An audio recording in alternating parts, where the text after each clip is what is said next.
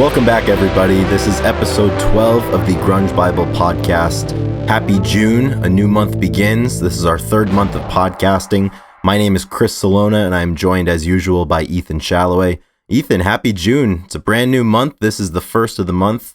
How you doing? I'm doing really well, Chris. I'm pretty tired, in the words of Fugazi. And, we're halfway through 2021. Well, I guess not completely. We're starting June 15th will be halfway through. Yeah, we're definitely at the middle of the road now. So we're in the middle of the year. This is our third month of podcasting, and we're doing our best. And I'm having a blast doing it, but feels good. Back in Birmingham recording in my small ass room again. No longer the studio set up with Drew. Yeah, don't have Drew's microphone or anything like that. Hope you guys enjoyed last week's episode with Drew. It's pretty fun. He's good, but now it's just me and Chris again. Yep, we're back again. We have to tolerate one another. How are you doing, Chris? I'm doing all right. I was doing some traveling this past weekend. One of our good friends and former teammates at the University of Pittsburgh was actually married this weekend, so I went out to Ohio to celebrate the wedding of Jim Toth. So that was I love it. That was really big. That was a lot of fun to see his family and some friends again. And now I'm back in Rhode Island, back to work today. And back recording another podcast episode. But I gotta say, Jim Toth is a good man. Oh yeah, he's Pittsburgh Five. He's a part of the Pittsburgh Five with us. He is a part of that. So yeah, but it's good to be back. I am a little tired though. It was just a busy weekend. I drove there and I did. This was an intentional. If you're watching on YouTube, you can see I'm wearing a Minnesota Twins hat. That was an intentional choice because I look and feel Minnesota today, so I figured that was the nod. I don't think it's been a long time since I've felt or looked California. I don't think it's happening anytime soon either. No, it's crazy that you have a Minnesota Twins baseball cap. Was that from a little league team that you were on by chance? No, actually, are you a fan of the? I'm not a fan of the Twins. I don't even like them. So it was a little misleading, but it was like 3 or 4 years ago. I lived in Iowa, and Minneapolis is like 3 hours north. So I think I was with my girlfriend at the time. We went to a Twins game, and I decided to purchase a Minnesota Twins hat. So nice. I haven't worn it in many years, but I figured this was a fitting occasion because I'm dragging ass today.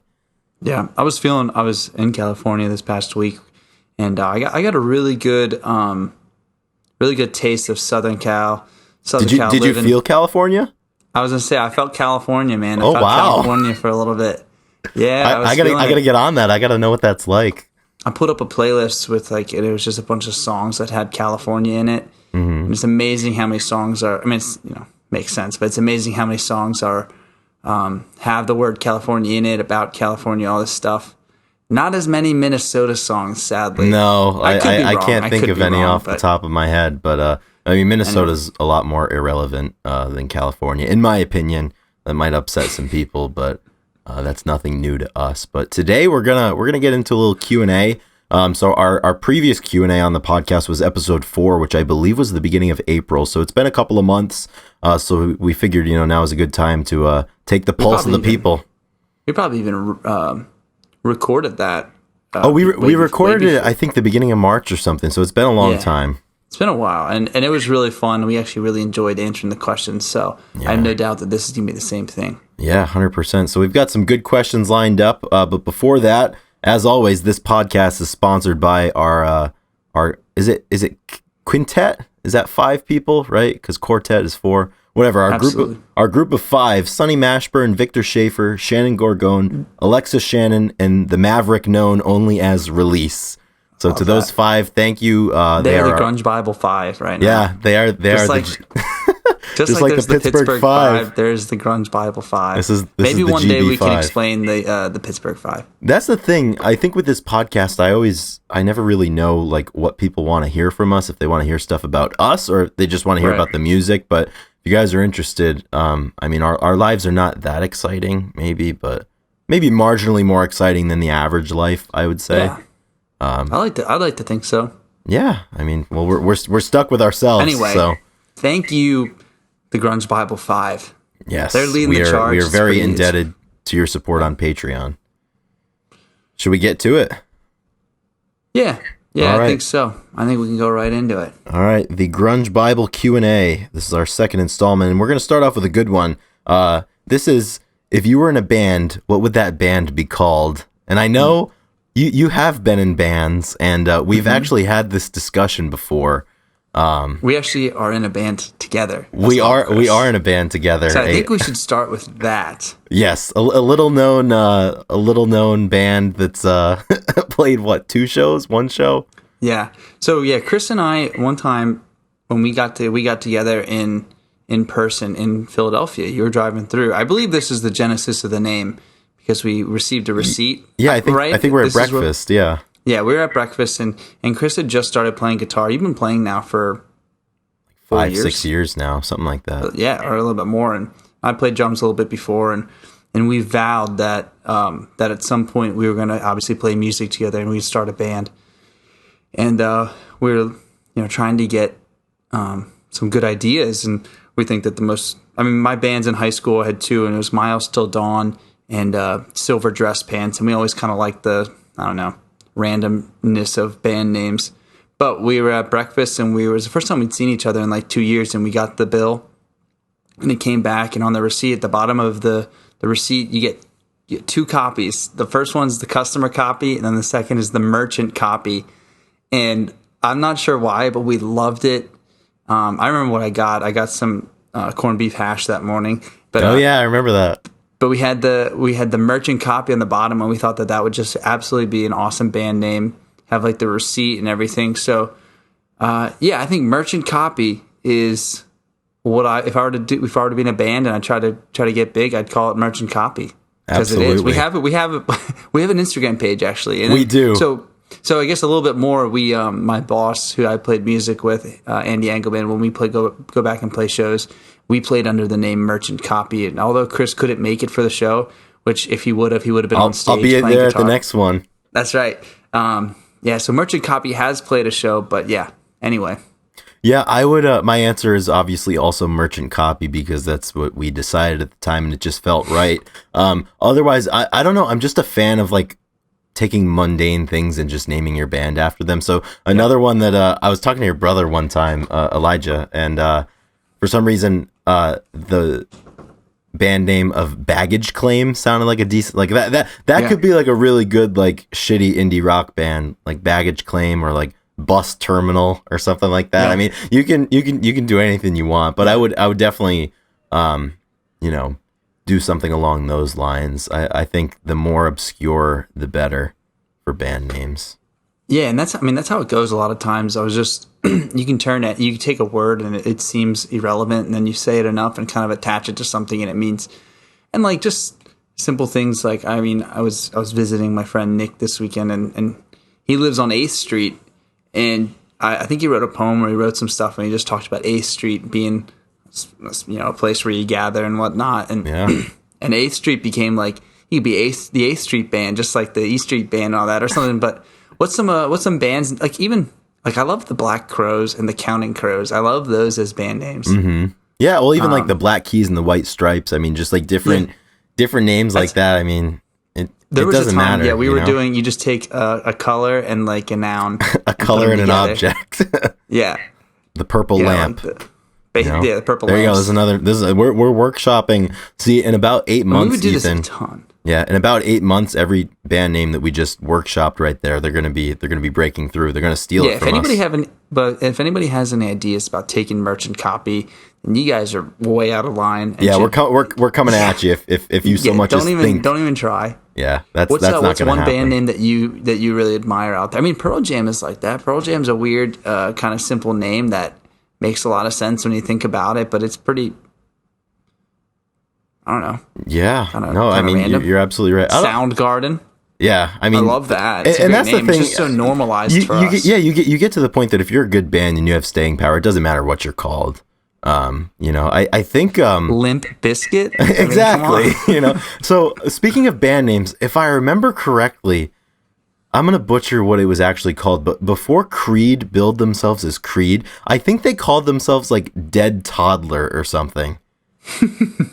It was definitely something like that, and I'll have to fact check that, but It was I feel something like completely ridiculous like that. So it just goes to show you, it really doesn't matter. You know my favorite band name that comes to mind right now? Canned Heat. oh, that is That's a hell of a band name. That is an absolute perfect band name. I love that one. Like I don't know what that means. You know what's Canned Heat, but it's awesome. But then another one that pops in my mind is just the band. I mean, talk about just the middle finger to all the pundits. Like, what are we gonna call this thing? We're gonna be the fucking band. The band. What about Guns N' Roses? This is the shittiest band name that I've ever heard. Wish we could wipe them off the face of the planet. Terrible. We've got another question right here, and it says, "What is your second favorite genre?" And I think that it comes with the implication that grunge is our favorite genre. Is grunge your favorite genre? I don't think it's mine. Speaking today, June 1st, 2021. I don't think so. It's hard then. It's like picking your favorite band, but not really. I mean, it's not my favorite genre right now. I'll say it. At one point, for a long period of time, it was. Sounds weird to say on a Grunge Bible podcast, but you guys understand when you guys can understand it. I don't know. I mean, I obviously like solo albums. I don't know. It's not right now. I don't think it's been my favorite for like 2 or 3 years at this point. Yeah. But I don't pay too much mind to like music genre. I guess like if I had to pick like one, because like for example, is rock a music genre? I mean, blues rock, grunge rock, indie rock. I mean, does all of that fit?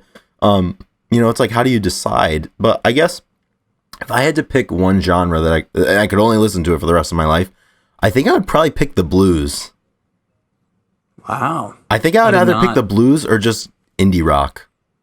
To be completely honest with you, I would forsake grunge and take my belongings and move to one of those camps. But yeah, I don't know. I mean, grunge certainly isn't my favorite genre right now, but everything's cyclical. I'm sure in 6 months or 12, I'll be, hammering the grunge rock again, but maybe not. Maybe. Yeah, no, it's a good way to put it. I mean, the rock umbrella is really big and stuff, and I just like my music to have a good bit of drums and a good certain thing or a certain type of sound. But I'm very generous in what I listen to. I go all over the spectrum. I'm really into like some like EDM, like dance music recently. Anything with a good pulse. It's been really absolutely. And that's the thing. Head to. And this can lead right into this next question, because somebody asked us what our guilty pleasure songs were. Like, I don't really believe in guilty pleasure, listens, because if you enjoy it, then it's legitimate to you. But do you have any guilty pleasure listens? I mean, as like the standard goes, even though you might not necessarily believe in like having to feel shame over what you listen to or whatever. Is there something in the archives that you'll turn to? Yeah, I think absolutely. If I ever put on the Taylor Swift albums, there's only two. Oh yeah, I do like folklore and some of the stuff, and for folklore is awesome, man. Yeah.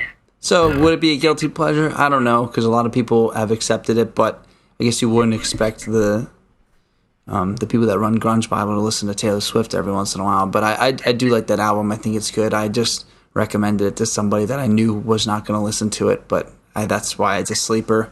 Mm-hmm. Well, it's not a sleeper. It's super huge, but you know what I mean. Yeah, I got so. Yeah, I would say, Taylor Swift and I don't know, other guilty pleasure.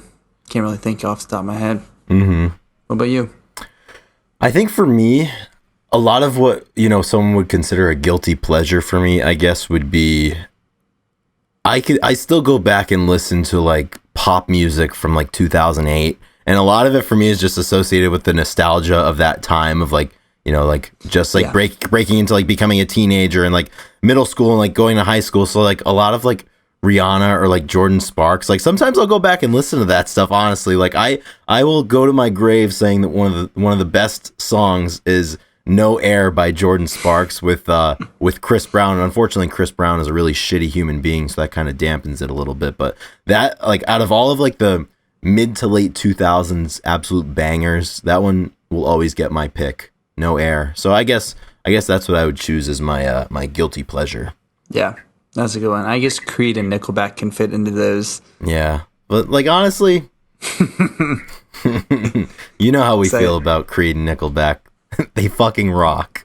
they're pillars, guys. Yeah, dude. They're pillars. You can't ignore them. They're important. We've got another one here.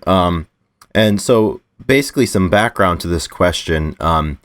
After Soundgarden and Rage Against the Machine broke up in the late 90s, Audioslave was formed. And there was a rumor going around for a long time that Lane Staley had either auditioned for Audioslave or was requested to audition for Audioslave. Later on, a few years ago, Tom Morello actually discredited this and said that it wasn't true. But somebody asked, would Audioslave have been better or worse if Lane Staley actually auditioned and became part of the band? And that's a pretty cool what if to think about. That is. I would gut reaction is it would be a totally different band. Mm-hmm. So I think I would really appreciate it. I do love Audioslave. I love the composition and how Chris fit in. So Yeah. It's hard to kind of, it's just like comparing Lane and Chris in general. So it would have been spectacular. I think we could have got, who knows? Yeah, I wonder what they could have produced. That would have been really cool. Yeah, it's a weird one for me to think about. I guess the easy way is just to like substitute the vocals for the same exact songs, but we may not have got like a Stone, or we may not have got right, because it all came from whoever was writing them. Yeah. It's weird for me to think about too, because I really haven't devoted any time like thinking about this before. So just kind of putting some brain power towards it is kind of weird to think about if Lane Staley had gotten together with Tom Morello and Brad Wilk and everything. Yeah, I mean, I don't think you could say it would be better or worse because it would be so different. And Lane Staley, I mean, anything that he worked on, turned to gold, in my opinion, as did, Chris Cornell and his work. So that's a really cool, what if, and I know there's a lot of them, particularly in grunge, if Nirvana had continued, or if, Dave Grohl didn't start the Foo Fighters. I mean, there's a whole bunch of them if Andy Wood never passed away. But this is one that, I haven't really seen anybody talk about before. And it's an interesting one to think about. Yeah, or if Pat Smear would have sang more. No. What It's like if Stone Gossard was the lead singer of Pearl Jam. Let Stone sing. Yes. If he would have sang, had a chance to sing more. I saw another question in there. Then it's a good follow up. What is your favorite side project by one of the members of the Big Four, or any grunge scene member band side project? So Temple of the Dog, Mad Season could fall in, or Audioslave. Yeah, and even if you consider like if you were to consider the Foo Fighters to be a side project, or even Queens of the Stone Age, for example. Yep. I mean, they're all like, there's a lot of like grunge adjacent bands, for example, but I think my gut reaction, my favorite would be Mad Season. And that's one of the, going back to the what if question, that's one that really stinks. I really wish that, we had gotten more music from them, and in practice, they were such a good group. And I know at the time, Mike McCready spoke about it, in the years since, he was really hopeful that, he was recently sober from some things, and Barrett Martin was sober. And then John Baker Saunders, who was the bassist, was also recently sober. I think Mike and Baker had met one another at rehab, and they were really hopeful that, in some way, maybe making music with Lane and having Lane around sober musicians would have helped Lane in a way. And I think Mike has gone on to say that, it's probably a little naive of him to think about, to think that might have happened. But yeah, man, that would have been a great band to maybe get a second album from. But because that's one that, it's one that I don't listen to all the time, but whenever I do, I'm like, wow, I need to spend more time listening to this, because it's good. Yeah. What about you? Yeah, I would agree with that. And sometimes when bands have like one solo album, like I feel like bands that have a bigger discography, you get pulled into listening to more often. Yeah, there's more available. Since there's only one, there's more available, and you can kind of bounce around. But maybe because I'm the same way. I don't necessarily listen to that album as much as I could, and there's no real reason other than So yeah, for me, I think I do really like Audio Slave Yeah. quite a bit. Because I love Rage Against the Machine. So to throw in Cornell, I think it's pretty awesome. So yeah, I would say Audio Slave is really great. I mean, I just like I was wondering if like the guy's solo albums, if they would count, because I really do like Eddie Vedder's Into the Wild soundtrack album. Yeah, And it's just a definitely. little different and stuff. Someone asked, a fan asked us to do a podcast on that album by itself and the movie Into the Wild, and I thought that was a great idea. So Oh, I would think totally be down to that. I feel like so many of us we could do probably something fun. had an experience with that. Yeah, And yeah, that'll be interesting to think about, because I know as I've gotten older, my opinions and thoughts on Chris McCandless have definitely changed and morphed, and how the music fits in. Yeah, we're gonna have to workshop that one and get that one out to the people. And I was gonna suggest that for today because I was gonna watch it on my flight back because I had downloaded it. So I think that'll be in the future. It could be pretty fun. We could just pair it with the album, do a little movie review. Grunge Bible, first Grunge Bible movie we review. can do whatever we want. Can we do a Big Lebowski episode, Chris? I would love to do it. I would love nothing more on this planet than to do a podcast about the Big Lebowski. So we need to do that. It fits in our. We'll do the Big Lebowski, and then we'll do Good Will Hunting. That's what we have to do. This is no longer a music podcast, everyone. Well, Sorry. I mean, did we ever? I guess we did set it up as a music podcast. Doesn't matter. We can change. I've got a question that you're going to People love, like Ethan. it, so all right, give it to me. What are your thoughts on Slipknot? I love them. Absolutely love them. Are you being serious? No, I'm speaking in hyperbole. Okay. I was listening to them though after our whole time. Well, it's not the same as asking if I like Limp Bizkit or I'm blanking on the other band, Korn. No, Slipknot. I was actually listening to some Slipknot. I only know a very small bit of their music, but I was listening to them after that day. I was explaining to somebody what we did on the page and how we posted like all these bands, and I started listening to some Slipknot, and I was like, these guys, they're very talented and they're very musically inclined. So, do I love them? No, I don't really know much about them, but I think I respect what they do and what they've done. So, what do you think about them? Do you have an opinion? I still to this day get them confused with System of a Down and Korn. System of a Down. I don't know all of that. You know how I used to love System of a Down. Are you serious? So like Yes. how we've had conversations before where you've said that all country music sounds the same and any country song is by Eric Church or Chris Stapleton. Yes. That's how I feel about whatever genre you would consider Slipknot and System of a Down and Korn. Like it's just never been my bag. Like I just can't get into it. Maybe one day I will, but to this day I still can't really. I don't know the difference. I get them confused all the time because I know, for example, well, System of a Down is. I think Slipknot is from Iowa or System of a Down. See, I don't know. I know one of them is from Iowa because when I lived there, pretty sure Slipknot is. People would talk. I'm pretty sure it is Slipknot, but yeah, I don't have an opinion because I don't listen to them, but I'm not chomping at the bit to break into the Slipknot discography anytime soon. System of a Down is. I used to really love them because their lead singer Serge. He's from a different country. Yep, it has to be. But he has an extremely strong vocal capability and the way that he sings on songs. I think it's very unique, and I always loved. Yeah. I actually really enjoy a lot of. Then they're super diverse. Like I put them in the same realm as like Tool and who's the other band that's super. I'm blanking. Tool and related band. Oh, Primus. Oh my gosh! Well, Primus, Tool, Primus, and System of a Down. They're like they all fit. They're like obviously in the genre, but they're all they stand out very much, and like they have things that separate them. They have people that separate them. You got MJK, you got Serge, and then of course the mighty Les. Our guy Les Claypool. So So yeah, there's three bands that like I've learned to appreciate more and more.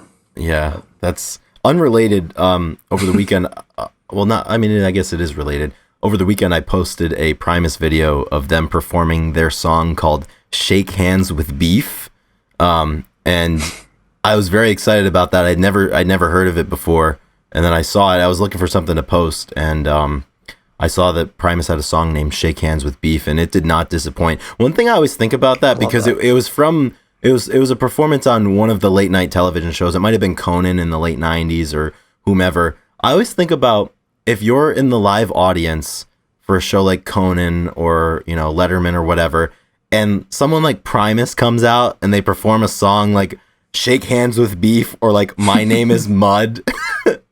I just can't imagine what would be going through your head. You're just sitting there, and maybe you're there to listen to the interview of like, Letterman with like whomever, like whatever actress is in the studio talking about her movie coming out, and it's like, all right, everybody, here's Primus. And you're just like, and Les hops out there talking John the Fisherman, or Jerry was a race car driver, bouncing around. It's great stuff. Love Primus here. So do I. Yeah, that's awesome. I've got one here. Do you feel the same amount of joy posting content as you did in the beginning when it comes to running this page? I don't want to disappoint a lot of people, but it's like, is this like, this is akin to telling your child that Santa Claus isn't real? Yeah. Oh shit, should I have said that? Maybe there's kids listening to this. Sorry, boys and girls. It's not what he thought it was. Yeah, it's not Santa Claus, it's actually Eddie Vedder. He comes down your chimney. I think that, the enjoyment has just kind of moved and changed throughout the years, and I think right now, in a busy time, it can feel like a chore and feel a little bit different. So I would, in general, I think it was a little bit easier. It's a little bit easier in the beginning when there's less pressures. Yeah, totally. And there's not, and you haven't done it before. This is our 6th year, so we posted on, say anniversaries like 6 times, and we've memorialized certain things like 6 times. So the first few times, and it's good to do it every time, but like, the grunge calendar is the same as it ever was, the same as it was back in the 90s. It is now. So like when things come out, like it does get a little cyclical. So I think that plays a part into the enjoyment. So yeah, I think it's not as illustrious as it used to be, but there's still some good stuff in there. You get some good nuggets in there, some good enjoyment, posting different stuff. What about you? Well, I think with whoever it is or whatever they're doing, I don't know if human beings are meant to get the same level of fulfillment out of something for 6 years in a row when you're doing that thing every single day. I would agree with you. Like, what is fulfilling certainly has kind of shifted a little bit, and there's a lot of things that I really, really do enjoy, still about running the page. But I think the biggest part of it just comes to, I get joy out of just, sharing, community with people on the internet. I think, and that's something that's been, mostly unchanged since we started running this account. It's just become, there've been more people, and, you have different experiences. But yeah, like anything else, it ebbs and flows. Like there's times where I'm super pumped to, to make a post, and there's other times where I'm not. And then there's also other times I struggle with sometimes too. Normally we post like 3 or 4 or 5 times a day, and on a weekend like this past weekend where I'm real busy, or I'm traveling, or I'm, I have other commitments, sometimes I do feel a little guilty sometimes when I don't post, or I'm like, oh man, it's been 12 hours since I've posted, like I should really do something. And I try to be careful about, like, I definitely try to be careful about forcing myself to post when I really don't want to, or when I'm really busy, because I think that can lead you to dislike things more. Resentment, yeah. Yeah, so I pick my spots where it was like this weekend, I was like, all right, like I posted when I got up in the morning, and then I was busy, so I'm not going to post again. So I've gotten to a better spot where like I afford myself the ability to like take a break, for a day if I want to. I think that's really important. With anything, even in the workplace, or athletically, or whatever you're doing, I think burnout's real from anything that you devote your time to. Even as like a silly little Instagram page that you run. I mean, I think you can get burnt out from that, just like you can get burnt out from, your job, because if you're spending time doing it, you have to fill up the tank again eventually. Yeah. All right, here's a simple one. How great is Pearl Jam Unplugged? It's pretty good. Next question. Great. How great? As I say, 1 through 10. It's great. Yeah. 1 to great. How great? Yeah. Well, what is great? I mean, it's no, it's no Primus, but yeah. Do you have a favorite Unplugged? I mean, favorite Unplugged. I mean, probably Nirvana. Mm-hmm. I think that's just I think it's just special. But they're all so good. No, yeah. It's hard. I think mine is Nirvana, just because of the cultural significance and just like the just the significance of it. But I mean, Pearl Jam's was the first one that I like fell in love with, so to speak, if you want to put it that way. So I would say to this question, it is pretty great. Yeah. Alice in Chains is Unplugged is just kind of sad for me, because Lane was in horrible shape, and it was pretty much the end of the band at that point. Yeah, that is true. It all depends on the lens that you look, you look at it through. Here's one, and this is something that I've, made a point to never really talk about on the page, just because I don't like to give credence to it, because I think it's bullshit. Yeah. Somebody wants to know our thoughts on the Chris Cornell, Chester Bennington conspiracy theories on their death. Additionally, people always ask if Courtney Love had anything to do with Kurt Cobain's death. They're conspiracies for a reason, because they're all fucking bullshit. Yeah. And I think it's terribly disrespectful to, peddle these conspiracies when, they've been found to not be true. I mean, 27 years ago at this point, and no evidence has come up, and I mean, the truth is what the truth is. Yeah, and I just think it's disrespectful to the memories of those individuals to, consistently cast doubt over, in this case, over the struggles that they had. If they all died by suicide, there were obviously some things that they were struggling with, and I just think it's disrespectful, to them, to their memories, and also to the people that knew them and loved them, to constantly delegitimize, their struggles in the way that they passed away. But and that's one thing, if anyone ever posts something like that in the comments, I will tend to delete it, just because I don't like to offer the page up as a forum, whether voluntarily or involuntarily, to discuss those things, just because I don't believe that they're true, and you can find another part of the internet to talk about them. Do you have thoughts on that? No, yeah, I'm in a similar boat as you. And people do. It's funny, because I mean, I have friends and other people that know we run the page, and they always they like to ask those questions about Courtney Love and whatnot. And yeah, it's I usually I'm in the same same page as you, where I don't really like to give it much, I don't know, of a platform and stuff to talk about. And like you said, it's all bullshit, and there's bigger stuff going on. So and we're not the people to talk about it either. I mean, you go talk about that with somebody else. Like I don't, I don't really have anything to say about it, because if you believe in the conspiracy theory and I don't, you're not going to get me to believe in it, and you're going to be upset that I don't believe in it. So just take it somewhere else. Yeah, and sometimes I'm always like, what's the point in like trying to figure out the answers to these questions? It just is not a good use of time and stuff. So I save myself the trouble usually, and don't dwell on them. Yeah, I would agree. I have another question here that we spoke about before we went on the air. It's a classic question. Do you have any desert island albums? So, meaning that if you were on a stranded, deserted island and you could only bring a couple of albums with you, what ones would you bring? Do I have to stay in the realm of... You can go wherever you want. The 90s? So, no, you can go wherever you want. So, Folklore by Taylor Swift. We can... Justin Bieber's most recent album. Exactly. Let's see, yeah. Oh, man. This is a tough question, and I know for me... It's just tough. I mean, it would definitely span different genres, but one that immediately comes to mind that would make the cut no matter what, if I could bring like 2 or 3 of them, would be Pink Moon by Nick Drake. That one, that's probably the first one that I would put in my bag. It's one of my top. Yeah. One of my top albums. Well, what did you? Let me phrase this question a little bit differently.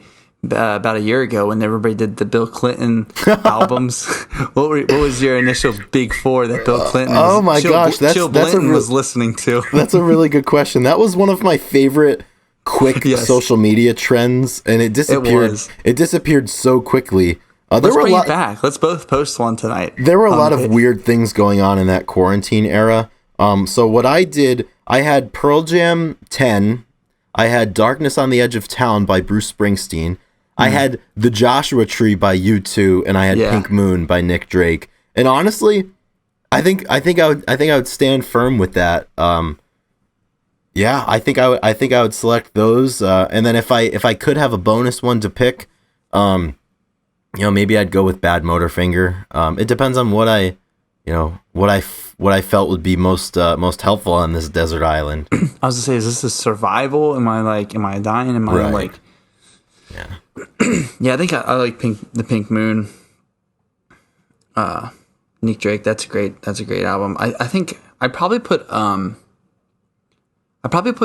Pink Floyd one on there. Not exactly sure. I like the U2 album selection. That's really good. I have some. Yep. My dad loves U2. I probably would pick the Dirty Heads. Have a few albums. Yeah, you love the Dirty Heads. That's not surprising to me that you'd slot them in. And they have some they have a beachy vibe, and they have like Any Port in the Sea. I have an album that's all about basically, have multiple songs about being on the beach and whatnot. So, but they have a really good album called Phantoms, and it's just a really good acoustic album. I love that one. I'd probably bring that. Let's see what else. That was 2. Yeah, another one that comes to mind for me that kind of would serve the same purpose as Pink Moon would be This Is a Long Drive for Someone with Nothing to Think About by Modest Mouse. And you actually got me into Modest Mouse about a year ago, maybe, I would say, and man, that is I love them. Life, right? Yeah, and also I would certainly think about it, putting some Phoebe Bridgers in the bag as well. I'm a big fan of her work. It's hard to choose when you only get 4 or 5. I mean, you got to make them count. I probably put For Emma Forever Ago by Bon Iver. Oh yeah. I love that album a lot. Yeah, so good. See, then when you only have such a small amount, you have to be careful about having too many sad boys in there. Maybe having too many. Yeah, probably a U2 album or maybe a Zeppelin. Maybe you got to go with like Zeppelin 1 or something, or maybe Physical Graffiti. Yeah, I don't know. I love thinking about albums completely. We listened to doing some record play and listening this weekend, and it was nice just kind of putting stuff on. Listen to a lot of Jackson Browne. Grateful Dead. I'm a big fan of Jackson Browne. He's it's a hell of a songwriter. I think we have time for one more question, and this is kind of a derivative of the previous question. Which album have you listened the most to front to back? So just unadulterated, you're dropping it in and you're listening to it in its entirety. Any album, not grunge related? Any album. In Ethan Shalloway's life history, which album do you think's gotten the most play? Most playtime? Probably Forever Ago. Probably. Really? Okay. Yeah. Oh yeah. Justin Vernon is one of. I think that everything he does. Who hurt you? That's a good question. If only I knew. No. Everyone and no one. Yeah. He's just so good. And, he's on that Folklore album with Taylor Swift. Even that was good, because I think that's where it came up. But I bet you that because it's a shorter album. How long is it? It's only like 47 or 50 minutes or something. Yeah, I think it's not super long, but that's a great pick. I've certainly gone through 9 songs for 37 minutes. So it's pretty. Oh wow, it's pretty quick. Yeah, I've certainly Still a gone nice through my song. phases where that's been listened to front to back. In fact, I think most of those songs ended up on my top 100 Spotify for the year 2020. So I was definitely going to that one a lot. I think for me, it's hard to think about. I think inevitably it would be one of the albums that I had as a CD in my car for like all of Yeah. the years from high school through last year when I got a new car that finally could hook up to Bluetooth or an aux cord. Some of them that come to mind would be Bruce Springsteen's Born in the USA, Neil Young and Crazy Horse, their Live Rust live album. 10 by Pearl Jam would probably be up there, but I think it would probably be one of those three just based off of the numbers. Maybe Shake Your Moneymaker by the Black Crowes, like maybe, hard maybe, but yeah, I don't know. That's a good question. I wish there would be some way to I know.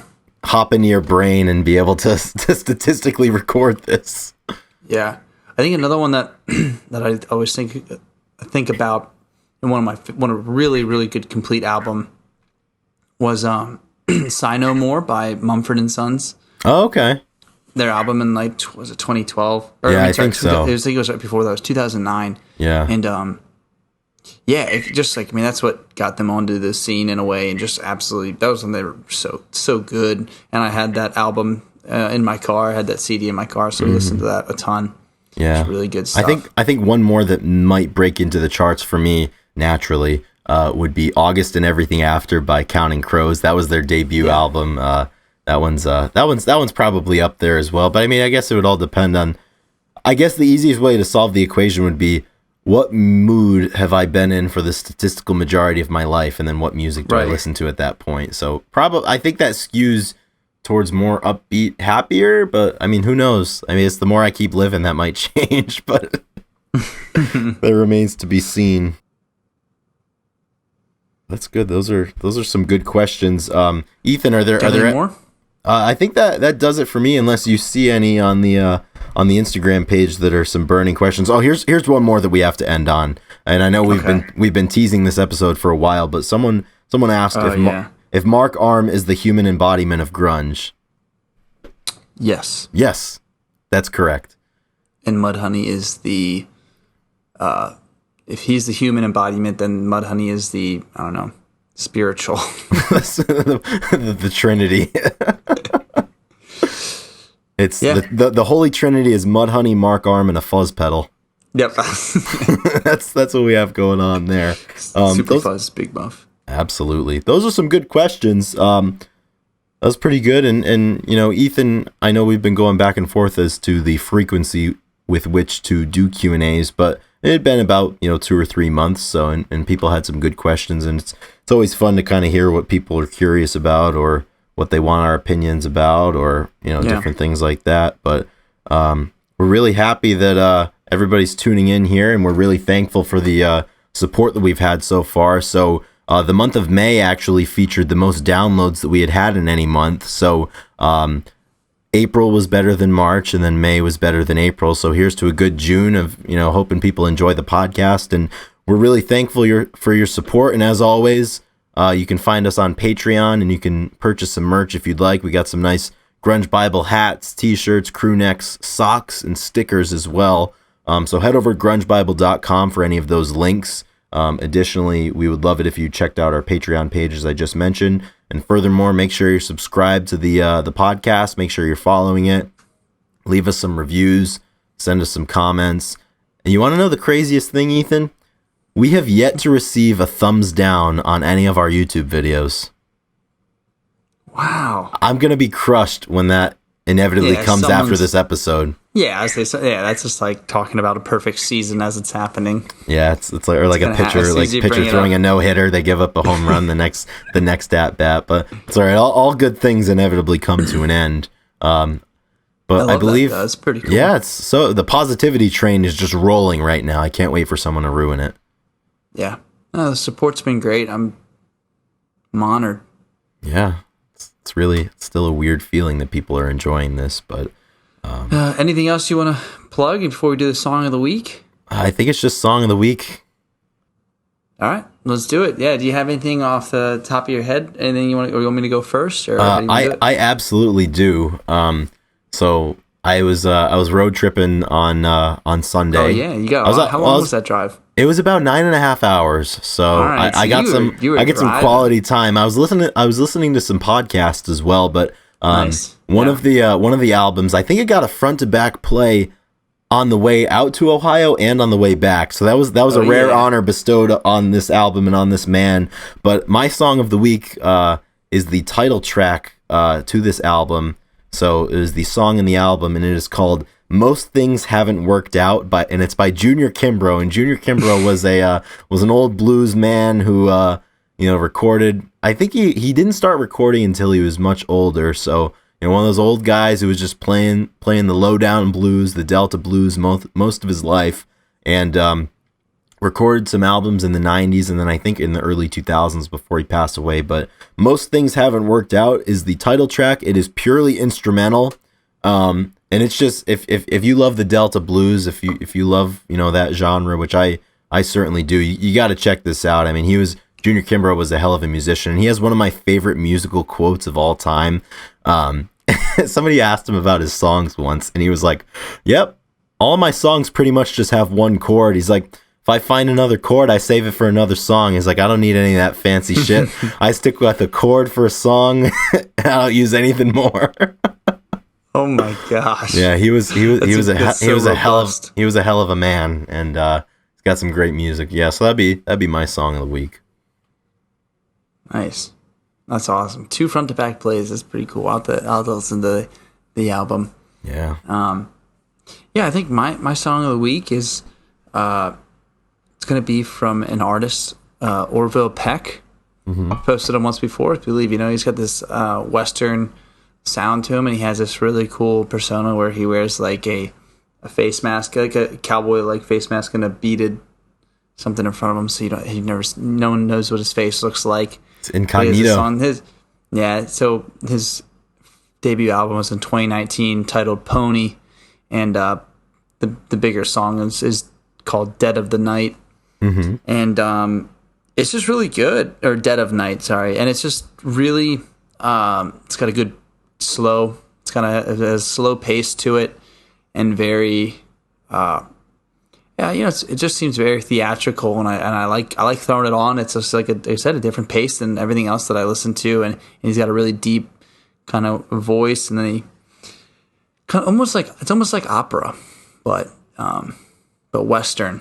So, Dead of Night, Orville Peck. I'm intrigued. I got to check this out. Yeah. I was wondering if I've ever suggested it to you. So it'll be on the playlist for you guys to check out. So maybe I'll post them or something. Yeah, a little teaser before the episode drops on Friday. Yeah. So that's all I got. Absolutely. That's great stuff. So in closing, we would like to thank our producer, Drew McFadden. In case you didn't listen to episode 11, Drew was a guest on that. So you're going to want to go back and... go back and listen to it. Listen to Drew. Go follow him on Instagram at Godeo Music. We'll link that as well. But big thanks to him, for producing this show and being our go-to for all things technical when it comes to this podcast.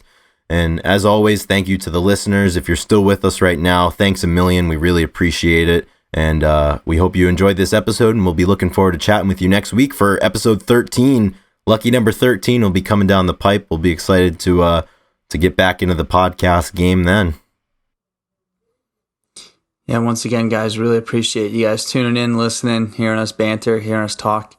It's a lot of fun to be able to talk about music and answer your questions and all other things that come with this. So that's all I got, Chris. That's all I have as well. So I think we'll close up shop here and we'll hit the trail. Thank you, guys. Rock and roll. Have a great weekend. All right, everyone. Be well. See you later.